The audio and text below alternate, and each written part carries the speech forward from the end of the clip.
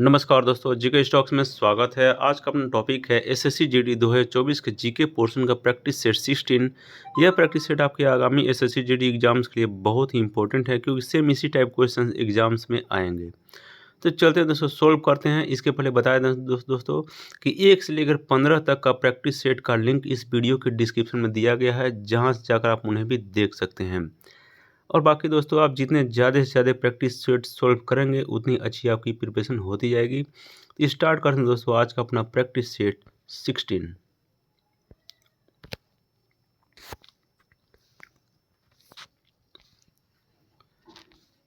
आज का अपना पहला प्रश्न है, वायु में वायुयान एवं पक्षी के मध्य टक्कर से वायुयान की तुलना में पक्षी द्वारा अनुभव होने वाला बल है। इसका आंसर है बराबर। अगला प्रश्न है, विद्युत विभव को मापने के लिए निम्न में से किसका उपयोग किया जाता है। इसका आंसर है वोल्ट मीटर। वोल्ट मीटर का उपयोग किया जाता है विद्युत विभव को मापने के लिए। अगला प्रश्न है, किसी उत्तोलक के लिए यांत्रिक लाभ 1 से हमेशा कम होगा। इसका आंसर है जिससे आयास आलंब और भार के बीच हो। जिसमें आयास आलंब और भार के बीच हो, उस उत्तोलक के लिए यांत्रिक लाभ 1 से हमेशा कम होगा।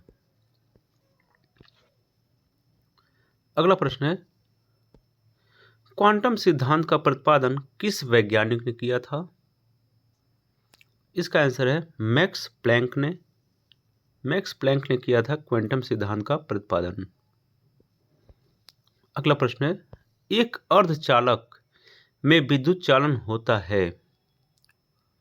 इसका आंसर है इलेक्ट्रॉन और होल दोनों द्वारा एक अर्धचालक में विद्युत चालन होता है। अगला प्रश्न है, ट्रांसफार्मर में निम्न राशियों में से कौन सी राशि नहीं बदलती है। इसका आंसर है आवृत्ति। ट्रांसफार्मर में आवृत्ति नहीं बदलती है।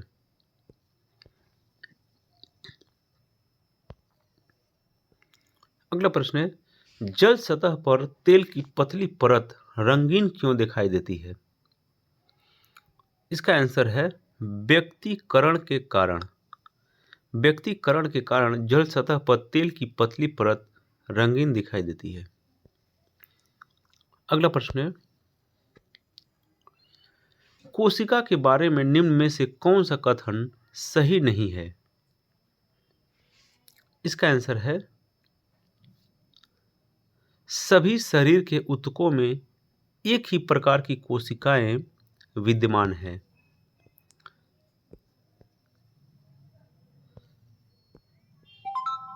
यह कथन सही नहीं है। अगला प्रश्न है, विषाणु में निम्नलिखित में से कौन सी एक विशेषता नहीं होती है। इसका आंसर है कोशिका भित्ति की मौजूदगी विषाणु में नहीं होती है।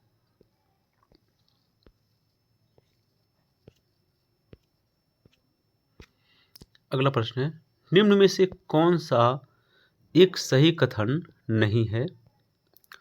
तो सबसे पहले इसको चेक करते हैं दोस्तों। टमाटर में लाल रंग का कारण लाइकोपीन होता है, यह सही है। सेब का लाल रंग का कारण एंथोसायनिन होता है, यह भी सही है। लाल मिर्च के लाल होने के कारण कैप्सेसिन है, यह भी सही है। पपीते के पीले रंग के कारण सोलेनिन है होता है, यह गलत है। इसलिए इसका आंसर ऑप्शन डी हो जाएगा। अगला प्रश्न है, पोष व फ्लेम के संदर्भ में निम्नलिखित में से कौन सा कथन सही है। इसको पहले चेक करते हैं। फ्लेम जल एवं खनिजों का वहन करता है, यह गलत है। फ्लेम प्रकाश संश्लेषी उत्पादों का वहन करता है, यह सही है। फ्लेम एक साधारण ऊतक है, यह गलत है। फ्लेम पादप को बल प्रदान करता है, यह भी गलत है। इसलिए इसका आंसर हो जाएगा ऑप्शन बी। अगला प्रश्न है, गुणसूत्र में क्रोमेटिड्स जिस बिंदु पर संलग्न होते हैं उस बिंदु का नाम क्या है? इसका आंसर है सेंट्रोमियर। उस बिंदु का नाम सेंट्रोमियर है। अगला प्रश्न है, भ्रूण को एक विशेष ऊतक की सहायता से मां के रक्त से पोषण प्राप्त होता है। इसका आंसर है गर्भनाल। गर्भनाल से भ्रूण को पोषण प्राप्त होता है। अगला प्रश्न है, निम्नलिखित में से किस संस्था का संबंध एम्बर बॉक्स, ब्लू बॉक्स और ग्रीन बॉक्स से है? इसका आंसर है WTO। अगला प्रश्न है, तारापुर समिति का संबंध निम्न में से किससे है? इसका आंसर है मुद्रा पूर्ण की परिवर्तनीयता से संबंध है।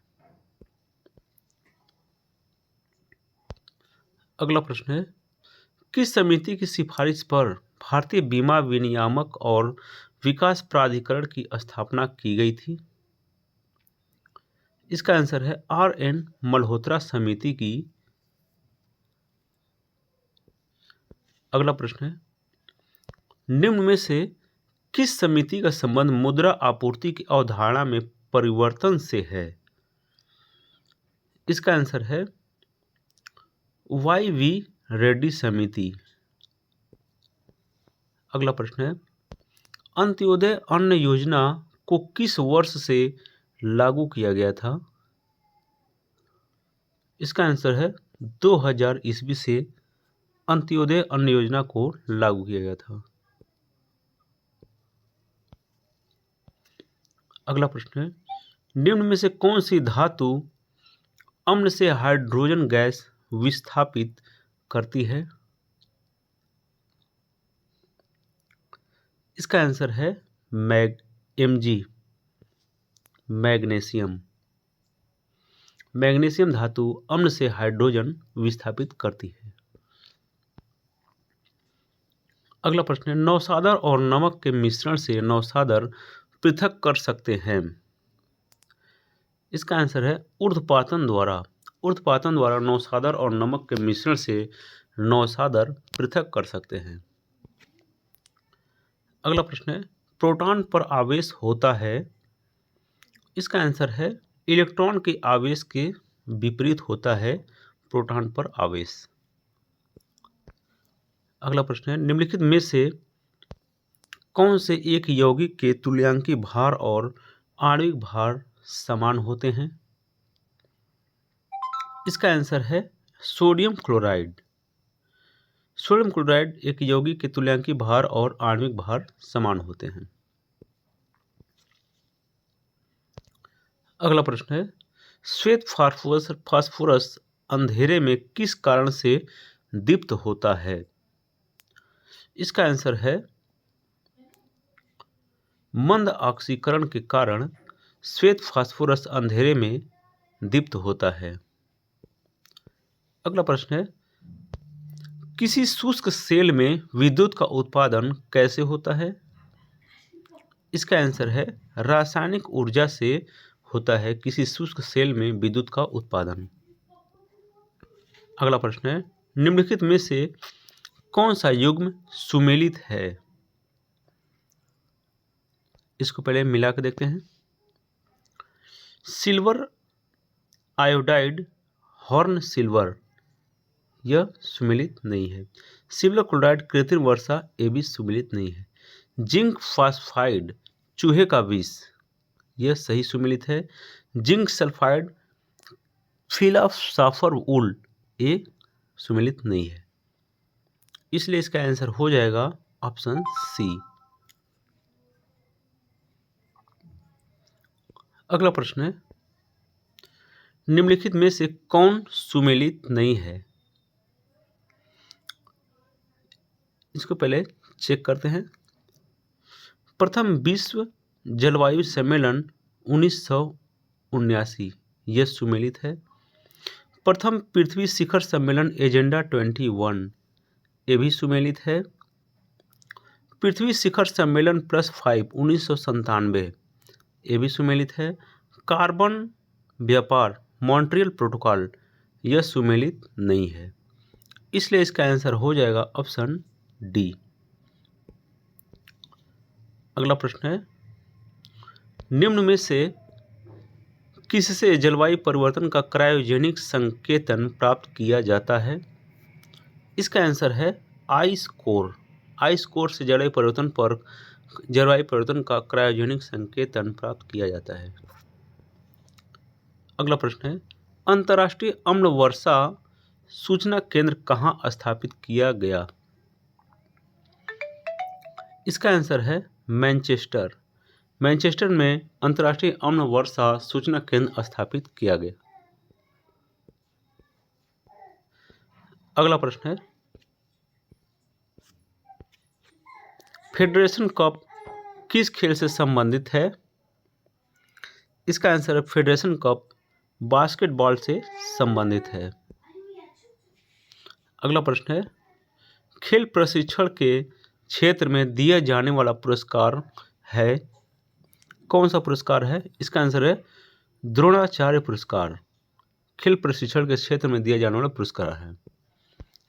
अगला प्रश्न है, निम्नलिखित में से कौन सा गांधी जी के विचारों को गांधीवादी समाजवाद का शीर्ष माना जाता है? इसका आंसर है अहिंसा। अगला प्रश्न है, 1870 ईस्वी में पूना सार्वजनिक सभा की स्थापना किसने की थी? इसका आंसर है महागोविंद रानाडे ने पूना सार्वजनिक सभा की स्थापना की थी। अगला प्रश्न है, निम्नलिखित में से किसकी शासन व्यवस्था गणतंत्रात्मक नहीं थी? इसका आंसर है मगध। मगध की शासन व्यवस्था गणतंत्रात्मक नहीं थी। अगला प्रश्न है, मुस्लिम लीग द्वारा किस वर्ष पाकिस्तान की स्थापना की मांग करने वाला प्रस्ताव पारित किया गया? इसका आंसर है 1940 ईस्वी में।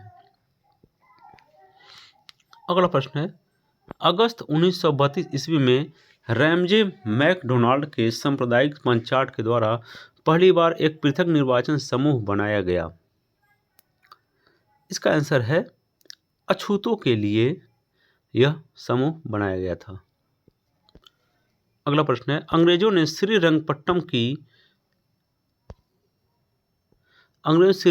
संधि किसके साथ की थी?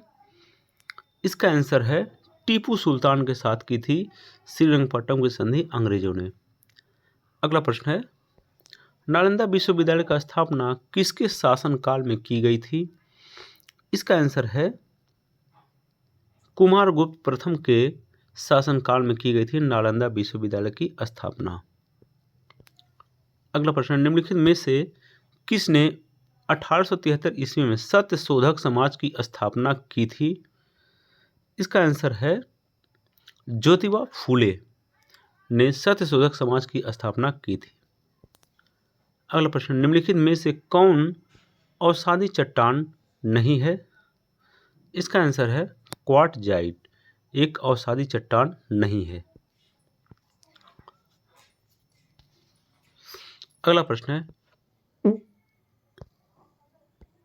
निम्नलिखित में से कौन सी तरंग केवल ठोस माध्यम से होकर गुजरती है? इसका आंसर है एस तरंग केवल ठोस माध्यम से होकर गुजरती है। अगला प्रश्न है, निम्नलिखित में से कौन सा झील केरल में नहीं है? इसका आंसर है पुलिकट झील केरल में नहीं है। अगला प्रश्न है, भारत में पंचायती राज निम्नलिखित में से किसका प्रतिनिधित्व करता है? इसका आंसर है सामुदायिक विकास इसका भी करता है, शक्तियों का विकेंद्रीकरण इसका भी करता है, लोगों की हिस्सेदारी इसका भी करता है। इसलिए इसका आंसर हो जाएगा उपर्युक्त सभी। इसका आंसर हो जाएगा ऑप्शन डी। अगला प्रश्न है, बोहरा समिति निम्नलिखित में से किससे संबंधित है? इसका आंसर है बोहरा समिति राजनेताओं तथा अपराधियों की साठगांठ से संबंधित है। अगला प्रश्न, निम्नलिखित में से किसमें उच्चतम न्यायालय के न्यायाधीशों को नियुक्ति में कार्यपालिका, विधायिका एवं मुख्य न्यायाधीश की भागीदारी की अनुशंसा की गई है? इसका आंसर है द्वितीय प्रशासनिक सुधार आयोग। अगला प्रश्न है, किस अनुच्छेद के तहत किसी राज्य की विधानसभा में 500 से अधिक तथा 60 से कम सदस्य नहीं हो सकता? इसका आंसर है अनुच्छेद 170। अगला प्रश्न है, किसी संविधान संशोधन द्वारा राष्ट्रपति को कोई भी मामला मंत्रिपरिषद द्वारा पुनर्विचार किए जाने के लिए वापस भेजने के लिए अधिकार दिया गया है? इसका आंसर है 44वें संविधान संशोधन अधिनियम द्वारा। तो ये था दोस्तों आज का अपना प्रैक्टिस सेट 16। तो दोस्तों वीडियो अच्छी लगी हो तो आप इस वीडियो को लाइक करें तथा चैनल को सब्सक्राइब करें। तो thanks for watching friends, like and subscribe my channel GK stocks. जय हिंद।